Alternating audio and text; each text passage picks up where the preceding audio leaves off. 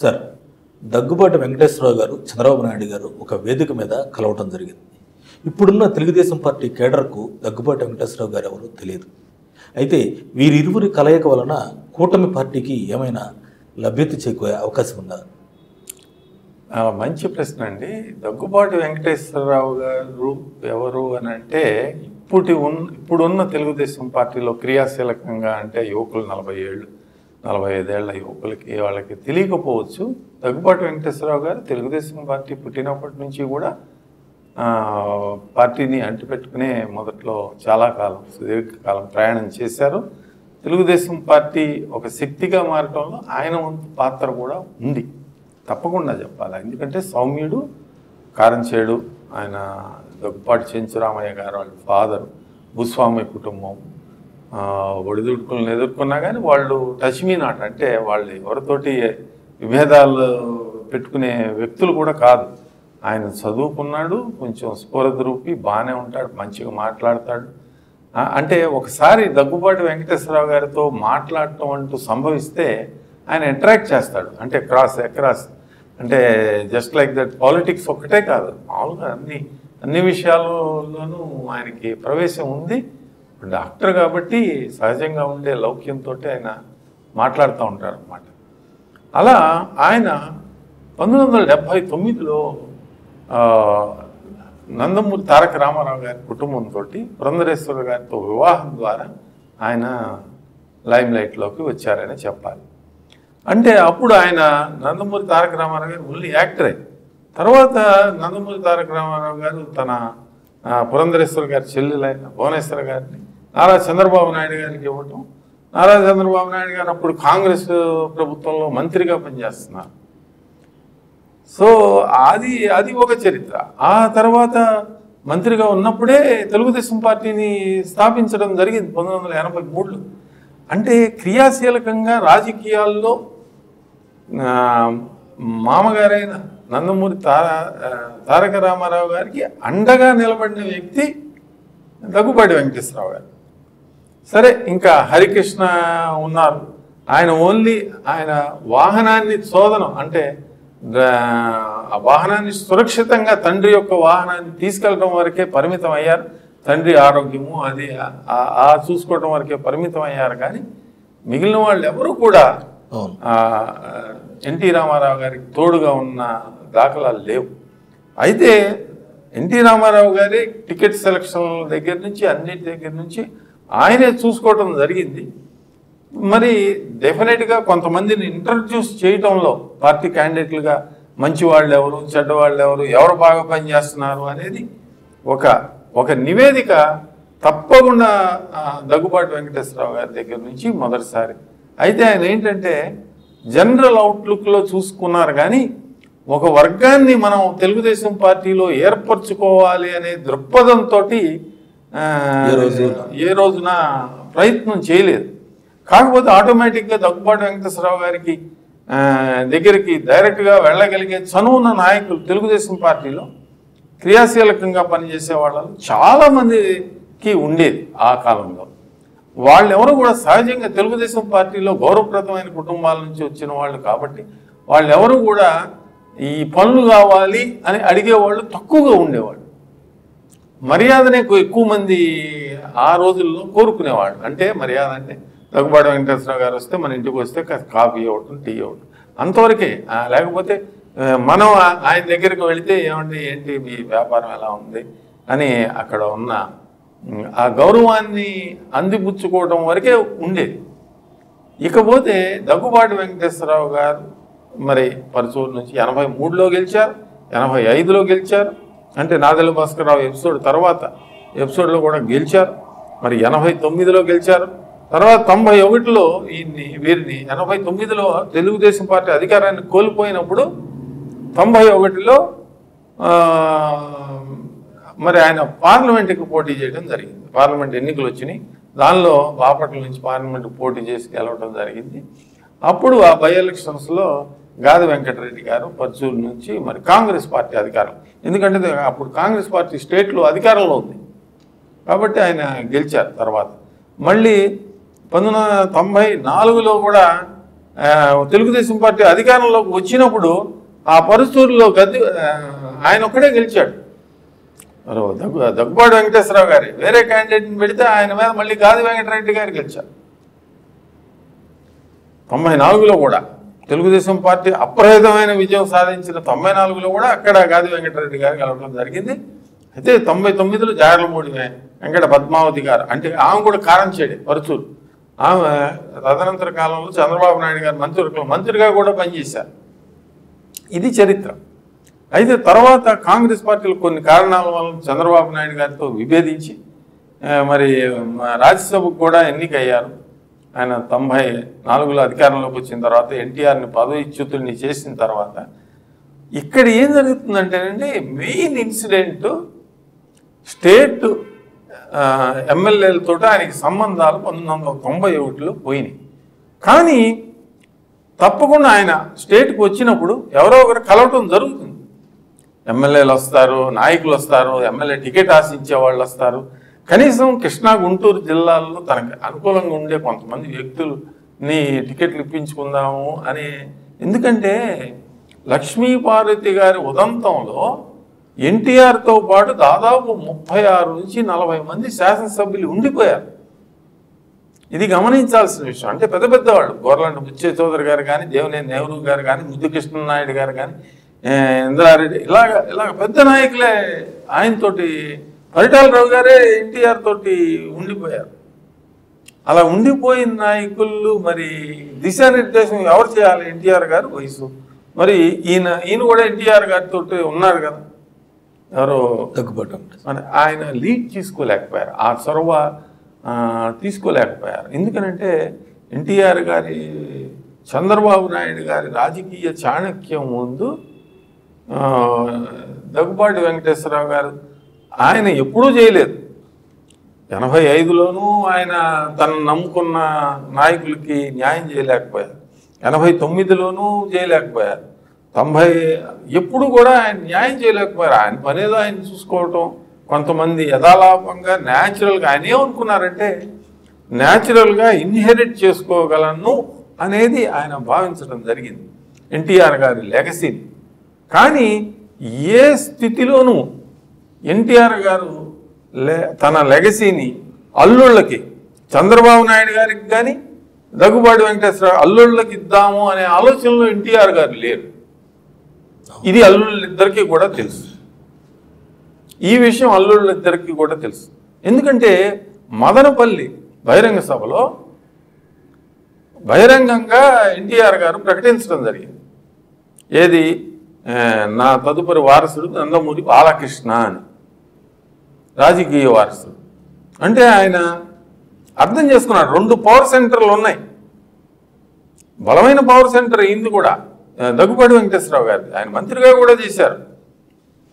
అంటే కొంతమంది నాయకులు చంద్రబాబు గారి రాజకీయ చాణక్యం ముందు ఆయన ఎప్పుడూ ఏ దశలోనూ ఎన్టీఆర్ గారికి రాజకీయ వారసుడిని నేను అనేది ఎప్పుడూ అనలేదు, ఆ విధమైన భావన కూడా తీసుకురాలేదు, ఎవరికి అనుమానం వచ్చేటట్టు కూడా ప్రవర్తించలేదు.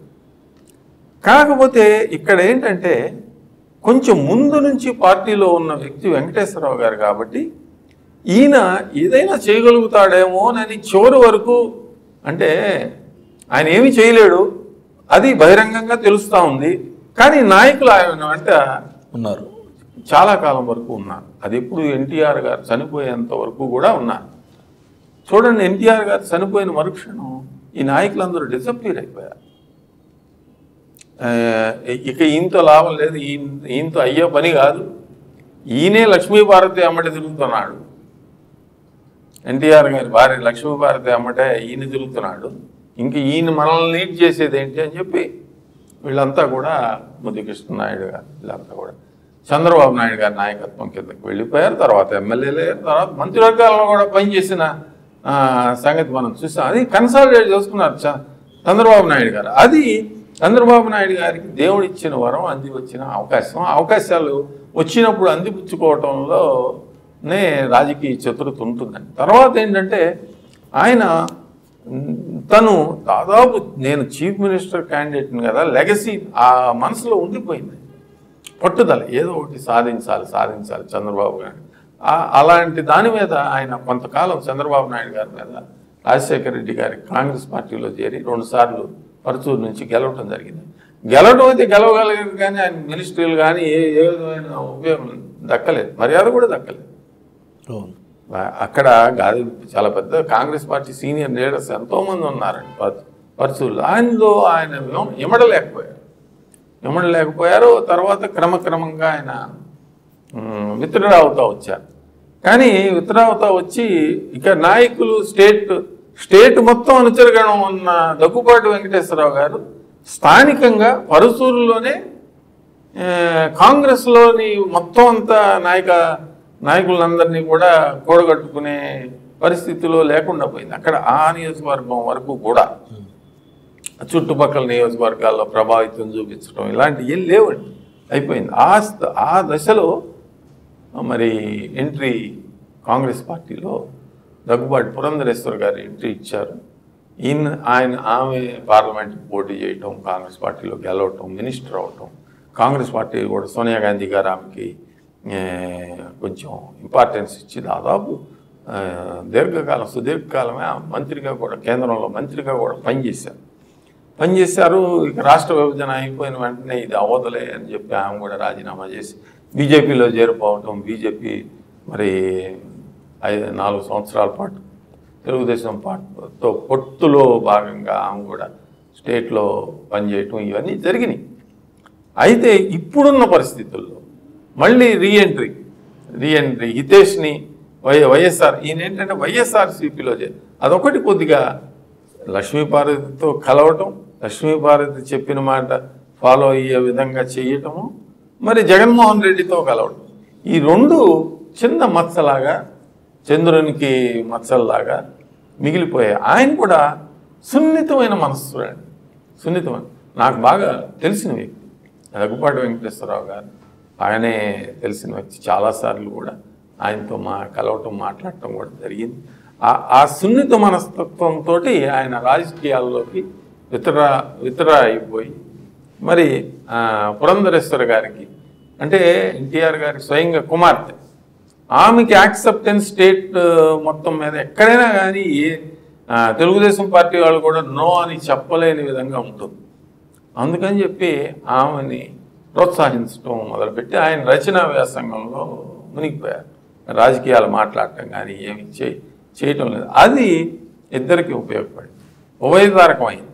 చంద్రబాబు నాయుడు గారికి ఉపయోగపడింది, మరి అక్కడ పురంధరేశ్వర్ గారికి కూడా బాగా ఉపయోగపడింది. ఆమె తనందరి కాలంలో ఆంధ్రప్రదేశ్ భాజపాకు ప్రెసిడెంట్ అవటం, వాళ్ళు ఒక 8 సీట్లు గెలవటం, 4 పార్లమెంట్ సీట్లు కూడా వాళ్ళు గెలవటం ఆంధ్రప్రదేశ్లో, మరి కేంద్ర ప్రభుత్వంలో భాగస్వామిగా నిలబడటానికి ఉపయోగపడటం జరిగింది.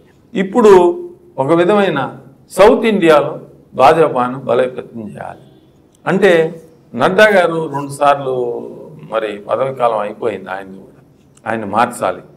మంచి అభ్యర్థి కోసం సౌత్ ఇండియాలో చూస్తున్న తరుణంలో ఒక ఆల్టర్నేటివ్ అభ్యర్థిగా మరి పురంధరేశ్వర గారిని ఐడెంటిఫై చేయడం జరిగింది. ఐడెంటిఫై అంటే ఇస్తారనేది కాదు, ఆమెకు కూడా కాన్ఫ్లిక్ట్ ఏది రాకూడదు. ఇక్కడ స్టేట్లో చంద్రబాబు నాయుడు గారు ఒక వేదిక, వాళ్ళల్లో ఒక చిన్నపాటి స్పర్ధలు ఏదైనా ఉంటే వాటిని సర్దుకోవటం కోసం ఒక వేదికని పెద్దవాళ్ళు, అంటే నిర్మలా సీతారామన్ గారు, ఆమె అంటే అభిమానం చంద్రబాబు నాయుడు గారికి కూడా, వెంకయ్య నాయుడు గారు కుటుంబానికి ఎప్పటి నుంచో పెద్ద దిక్కుగా ఉన్నారు, ఆయన రాష్ట్రానికి పెద్ద దిక్కుగా ఉన్నారు. ఎన్నో కార్యక్రమాల్లో రాష్ట్ర ప్రభుత్వానికి చంద్రబాబు నాయుడు గారు అధికారంలో ఉన్న సపోర్ట్ చేయటం కూడా జరిగింది. అలాంటి వ్యక్తి సమక్షంలో గౌరవప్రదంగా ఒక పుస్తకం రిలీజ్ చేయడం అనేది అది ఇరు కుటుంబాలకి మరింత సన్నిహితం. ఇప్పటికే మాట్లాడుకుంటా ఉన్నారు, అయితే అది ఆ బంధాన్ని మరింత దగ్గరికి చేర్చింది. ఎందుకనంటే ఈజ్ నాట్ ఏ కాంపిటీటర్. ఇప్పుడు హితేష్ కానీ కుమారుడు కుమార్తె ఉన్నారు, ఆయన ఏదో అబ్రాడ్లో ఉంటాడు కుమారుడు, మరి వాళ్ళెవరు కూడా రాజకీయాల్లోకి వచ్చే వ్యక్తులు కాదు. పురంధరేశ్వర గారికి రాజకీయ అవకాశాలు ఉన్నాయి, ఎప్పటికైనా పురంధరేశ్వర గారికి ఉన్నాయి. అయితే అది కేంద్ర ప్రభుత్వంలో మరి సెంట్రల్లో దాదాపు బీజేపీకి ప్రెసిడెంట్ అవటము అని అంటే అది చాలా పెద్ద విషయం. మరి అలాంటి ఉన్నత స్థితికి వెళ్ళే అవకాశం ఉన్నప్పుడు మరి చంద్రబాబు నాయుడు గారితో సన్నిహిత సంబంధాలు ఉంటే అది ఇంకా కొంచెం ఈజీగా అయిపోతుంది అనేది ఒక కుటుంబం ఎప్పటికైనా కానీ పురంధరేశ్వర్ గారికి పదవులు రావడానికి అడ్డంకిగా ఉండకూడదు చంద్రబాబు నాయుడు గారు అనేది. చంద్రబాబు నాయుడు గారు ఏంటంటే ఆయన ఈజీ గోయింగ్ అండి, ఈజీ గోయింగ్. ఏ డిస్ప్యూట్ కూడా ఆయన మీద ఎన్నో భయంకరంగా తిట్టిన వాళ్ళని కూడా హక్కును చేర్చుకుని పదవులు ఇచ్చిన సందర్భాలు అనేకం ఉన్నాయి ఆయన రాజకీయ చరిత్రలో. అట్లా ఏంటంటే రాజకీయాల్లో ఎప్పుడు కూడా మనం తిట్టాడు కదా, మీరు తిట్టారు, ఆయన ఎందుకు కలుస్తున్నారు, ఇవన్నీ కుదరవండి. భారత రాజకీయాల్లో అస్సలు కుదరవు, అంటే తెలుగు రాజకీయాల్లో అస్సలు ఇంకా కుదరవు. అట్లా ఎంతోమందిని మరి వీళ్ళందరూ కూడా దేవినేని నెహ్రూ కానీ, మరి దేవినేని నెహ్రూ గారి ఉదంతం తీసుకోండి. ఆయన చంద్రబాబు నాయుడు గారితో విభేదించి వెళ్ళి ఎన్నో ఇంటర్వ్యూలు చేశాడు. చంద్రబాబు నాయుడు గారు అట్లా ఇట్లా, మరి చివరిలో చనిపోయే ముందు చంద్రబాబు నాయుడు గారి దగ్గరికి వెళ్ళి నా కొడుకుని నీ చేతుల్లో పెడుతున్నాను, నువ్వు ఏదైనా చేయని, నేను తెలుగుదేశం పార్టీ జెండానే కప్పుకొని చనిపోతానని నిజంగానే ఆయన తెలుగుదేశం పార్టీ జెండా కప్పించుకునే చనిపోయాడు. మరి కొడుకు నిలబెట్టుకున్నాడా? లేదు. లేదు. అంటే చంద్రబాబు నాయుడు గారు సరేలే కానీ అని చెప్పా మరి ప్రోత్సహించాడు తెలుగు యువత. మీకు ఈ విషయం దగ్గుబాటి వెంకటేశ్వరరావు గారి విషయంలో తెలుగు యువత అనే ఒక సంఘాన్ని, ఒక విభాగాన్ని గురించి చెప్పాలి. తెలుగు యువత అనేది యువజన కాంగ్రెస్ ఏ విధంగా అయితే పట్టు ఉంటుందో కాంగ్రెస్ పార్టీలో, యువజన కాంగ్రెస్కి ఎంత సంజయ్ గాంధీ ఉన్నప్పుడు యువజన కాంగ్రెస్ చాలా పట్టు ఉండేదండి. దాదాపు డీఫ్యాక్టో యువజన కాంగ్రెస్ ప్రెసిడెంట్ అంటే డీఫ్యాక్టో చీఫ్ మినిస్టర్ లాగా ఉండేవాడు. ఇప్పటికి కూడా అలాగే ప్రవర్తిస్తారు. యువజన కాంగ్రెస్కి ఎదురు లేకుండా ఉండేది. అలాగే తెలుగు యువతకు కూడా అంతటి శక్తి ఉండేది. తెలుగు యువత ప్రెసిడెంట్ అంటే చీఫ్ మినిస్టర్ తర్వాత తెలుగు యువత ప్రెసిడెంట్ ఎవరు? దగ్గుబాటి వెంకటేశ్వరరావు గారు చేశారు. ఆయన తెలుగు యువత ప్రెసిడెంట్ చేశారు. గ్రేట్. మరి అలాంటి ఆ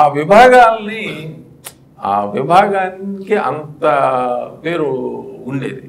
మామూలు జిల్లా తెలుగు యువత అధ్యక్షుడు అంటే దాదాపు మినిస్టర్ గారు కూడా డైరెక్ట్గా వెళ్ళి మాట్లాడగలిగే పరిస్థితి, ఎక్కడికైనా ఎస్పీ గారి దగ్గరికి కానీ ఎక్కడికైనా కానీ అంతటి శక్తి కలిగి ఉండేవాడు వాళ్ళంతా కూడా.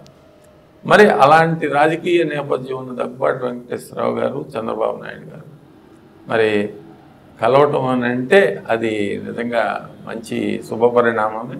ఇది కూటమి మొత్తానికి ప్రభావం చూపించే అంశం అవుతుంది. వీళ్ళకి ఒక పాజిటివ్ సైనే. అంటే నేషనల్లో ఉన్న ఎన్డీఏ పార్టీలన్నిటికీ కూడా కుటుంబంలో ఏ విధమైన విభేదాలు లేవు అనేది ఒక పాజిటివ్ సిగ్నల్ మరి అందించినట్లే అవుతుందని చెప్పాలి. మరిన్ని అప్డేట్స్ కోసం మా కాయ్ టీవీని సబ్స్క్రైబ్ చేసుకోండి. మా వీడియో కనుక మీకు నచ్చినట్లయితే లైక్ చేయండి, షేర్ చేయండి. మీ విలువైన అభిప్రాయాలను కామెంట్ బాక్స్లో తెలియజేయండి.